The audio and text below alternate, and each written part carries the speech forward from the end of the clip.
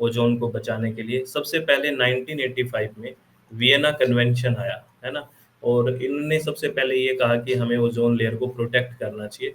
ऐसी बात कर दी शुरू में कन्वेंशन में कि भई ओज़ोन लेयर हमारे लिए काफ़ी इम्पोर्टेंट है और हमें इसको बेसिकली क्या करना चाहिए, प्रोटेक्ट करना चाहिए, ठीक है? उसके बाद 1987 में मॉन्ट्रियल प्रोटोकॉल आ गया। अब कन्वेंशन के बाद प्रोटोकॉल आया जो शानदार है और उसने बात की on substance that deplete the ozone layer यानी कि ओज़ोन परत को नुकसान पहुँचाने वाले पदार्थों पर 1987 में मॉन्ट्रियल प्रोटोकॉल आया।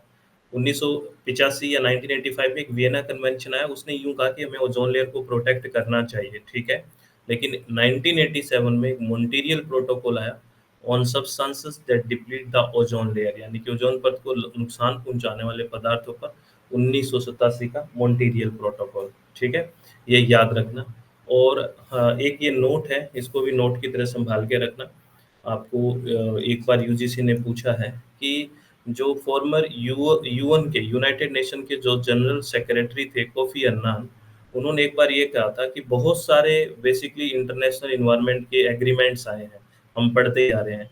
अगर इसमें से सबसे ज़्यादा अगर सक्सेसफुल है, तो वो मॉन्ट्रियल प्रोटोकॉल है। तो आपका एक क्वेश्चन ये पूछा गया था कि कोफ़ी अन्नान जी ने कौन से ऐसे इंटरनेशनल एग्रीमेंट के बारे में ये कहा कि ये सबसे ज़्यादा सक्सेस रहा है, सबसे ज़्यादा सफल रहा है, तो वो था मॉन्ट्रियल प्रोटोकॉल, ठीक है?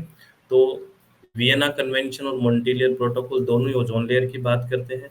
वियना कन्वेंशन शुरू में आया, उसने कहा कि ओज़ोन लेयर को प्रोटेक्ट करना चाहिए। फिर 1987 में मॉन्ट्रियल प्रोटोकॉल आया कि उन पदार्थों को हमें ध्यान देना चाहिए, जो पदार्थ ओज़ोन लेयर को डिप्लीट कर रहा है। इसमें डिटेल में बात करना शुरू किया।